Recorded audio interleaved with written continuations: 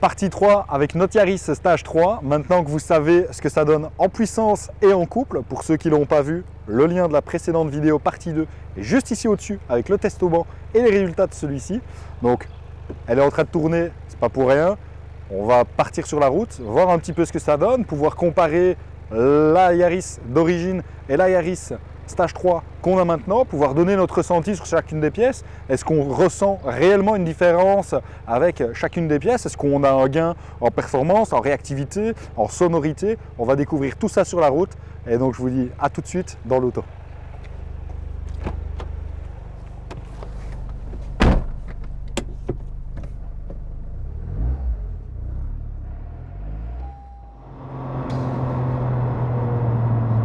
Ça souffle, ça marche.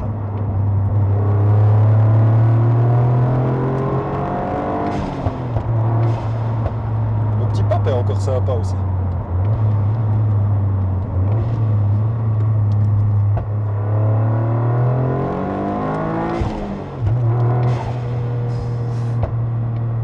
C'est sympa comme expérience de conduite. Ça n'a rien à voir avec la Yaris d'origine. Premier tour de roue sur la route avec cette Yaris 100% terminée, prête à être rendue à son client. Et on se rend tout de suite compte d'une métamorphose, mais la plus totale. La Yaris GR, comme elle est ici, sortie de nos ateliers, n'a rien à voir avec la Yaris GR qu'on a d'ailleurs, hein, puisque certains le savent, on en a une qui nous a servi de base de développement pour justement proposer un maximum de préparation et d'optimisation possible sur les Yaris GR. Donc c'est pour ça qu'on l'avait prise et c'est pour ça qu'on a préparé la nôtre avant de s'en séparer. Ici, je peux vous dire que même par rapport à la nôtre qui avait déjà pas mal de pièces et qui était en stage 2, c'est incomparable. Alors ça charge certes un petit peu plus tard, ça c'est malheureusement incontrôlable, immaîtrisable. On a un turbo qui est plus grand, donc automatiquement il faut qu'il monte un peu plus dans les tours avant d'être entraîné et avant de pouvoir nous apporter justement le gain, le peps qu'on cherche avec le turbo. Donc, on va justement pouvoir faire un petit pull en 3 ici, à 4000 tours comme ça.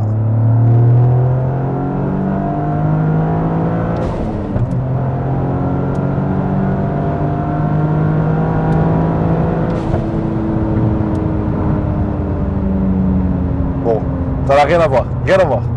C'est du côté train roulant, le client a également monté des KW V3, donc le net plus ultra au niveau suspension. Et ça, encore une fois, ça change tout à la conduite. Hein. On a une préparation sur ce véhicule-ci qui est faite de A à Z. Il n'y a pas un seul élément qui a été laissé pour compte. On a un véhicule qui réagit parfaitement bien. On a une sonorité incroyable dans le véhicule. Hein. D'origine, c'est plutôt asthmatique. On a un aspirateur devant qui sert de boîte à air. On a un aspirateur derrière qui fait que souffler. Pas un seul ronronnement, pas une seule once de sonorité d'origine avec le rééchappement. Ici, vous venez peut-être de l'entendre, on lui a activé un pop and bang parce que le client souhaitait avoir un peu plus de vie dans son véhicule. Et là, c'est indéniable. Sonorité de l'admission en carbone, sonorité de la dome valve, sonorité à l'échappement grâce catalyseur sport, mid-pipe et le catback.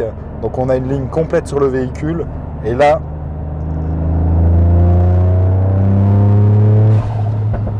ça sonne, ça vit, ça pétarade. On n'a qu'une envie, c'est de mettre des gaz tout le temps.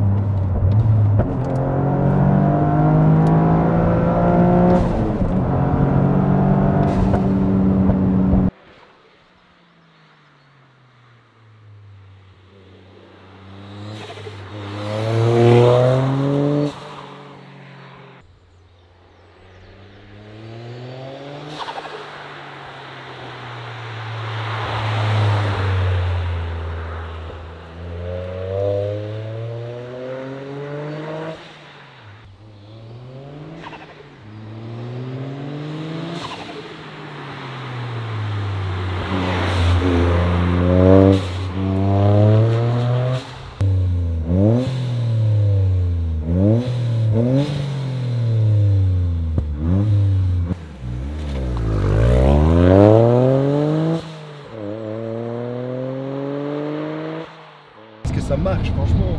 Je crois que je comprends pourquoi on l'a élu meilleure bagnole de l'année 2 années d'affilée.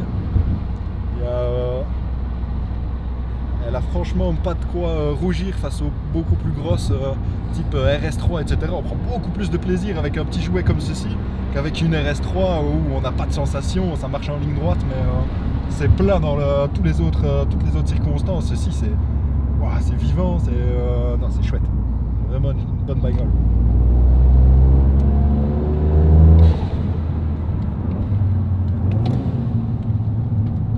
Alors vous remarquerez, on a le double débrayage automatique, rien de tel que de le faire manuellement.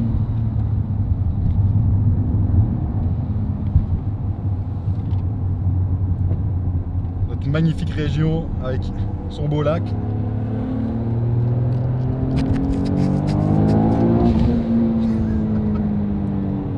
Notre série de vidéos sur la Yaris GR Stage 3 est maintenant terminée. Vous avez pu le voir dans cet essai, c'est incroyable, digne de sa réputation, une vraie petite voiture de rallye, c'est sec, c'est énergique, ça marche.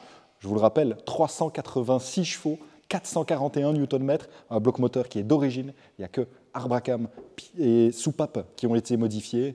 Et alors, pour revenir sur la liste des pièces qui est assez impressionnante, parce que, je le répète, quand on fait un stage 3, il faut faire les choses bien, il faut mettre tout ce qu'il faut pour que ça aille bien, que ce soit fiable sur le long terme. On a l'admission en carbone, on va avoir pour refroidir les températures d'admission l'intercouleur, on va avoir également pour refroidir, mais là par contre la partie lubrification, le radiateur d'huile, Arnold Catchcan. Je le redis, les Arbracam, les ressorts de soupape, puisque c'est la maladie connue à haut régime, les ressorts qui ne suivent pas et puis on a un peu des contacts qui se font. Le turbo, qui est un turbo de chez Turbocentrum en stage 2, donc il y a encore moyen de le faire évoluer, il y a encore moyen de passer sur un turbo stage 3, donc pour sortir encore un petit peu plus. Et puis alors on va avoir tout ce qui est écope de refroidissement, les carters de différentiel majorés, les supports pour l'anticouple, donc qui évite que le moteur se cabre, parce que vous vous en doutez, on met plus de puissance, plus de couple, le moteur, il n'y a rien à faire sur ces cylindres d'origine, il a tendance à cabrer, à bouger, ce qui rend la précision de la boîte un peu moins bonne. Et donc là, on durcit un petit peu, comme ça, on a vraiment un véhicule parfait, homogène, petite voiture de rallye, différentes possibilités d'évolution future, je le disais, le turbo, on peut encore aller sur un turbo différent, modifié encore un peu plus. Et puis alors, enfin, la partie électronique, ici, on est resté sur un calculateur d'origine. C'est une prouesse, c'est compliqué sur un calculateur d'origine Toyota. Les tuneurs le savent, hein. Le Denso, il n'est pas aimé des tuneurs. C'est compliqué, c'est très compliqué à régler, surtout avec un stage 3. Donc là, on a différents boîtiers qui existent avec Motex, Avec, etc. Donc on peut changer le boîtier moteur. Ça va nous permettre d'aller encore plus loin, d'ajouter un anti-lag, d'ajouter des launch control, d'ajouter tout plein d'options. Et puis alors, pour les différentiels, pareil. Il y a un calculateur programmable qui existe pour gérer comme on le veut, la prise des différentiels et avoir une vraie bagnole de rallye. Sur ce, je vous dis à très bientôt dans une prochaine vidéo. N'hésitez pas à nous suivre sur nos différents réseaux sociaux, Facebook, Instagram, TikTok, YouTube. Si tu as aimé, tu peux mettre un petit like, t'abonner, n'hésite pas à partager avec tes amis et on se retrouve dans une prochaine.